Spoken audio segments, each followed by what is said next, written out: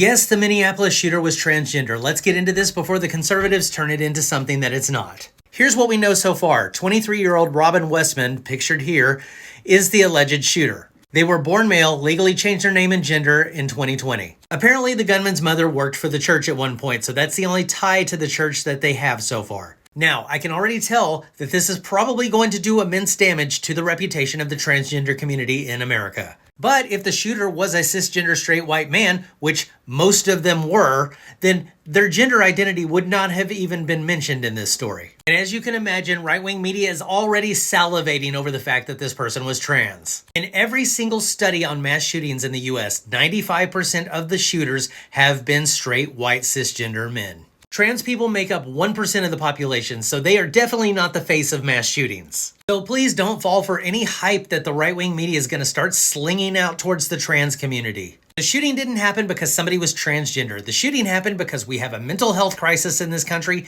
and people have way too easy access to weapons. And if we want to stop mass shootings in this country, we're going to need better gun laws. And on top of that, we need better health care in this country. We need free mental health care. We need free physical health care. We need people to get paid what they should be paid. We have way too many desperate people in this country, and desperate people act out in desperate ways. Now, I am not defending them in any way. I would say the exact same thing if this person would have been cisgender. This country is fundamentally broken when it comes to things like healthcare. And as long as we don't address it, it's going to only get worse. And the reason why we don't see this happening in other countries is because the other countries actually take care of their citizens instead of giving all of the money to the billionaire class. But that's a whole other video. Anyway, I just wanted to get this out there as fast as I could because I know this is going to get pounced on quickly. So if you hear anybody say that it happened because somebody was transgender, please point out that the fact that historically, it has not been transgender people that have committed these type of crimes. And I really wish that we could do something to address the issue instead of constantly focusing on the crimes, but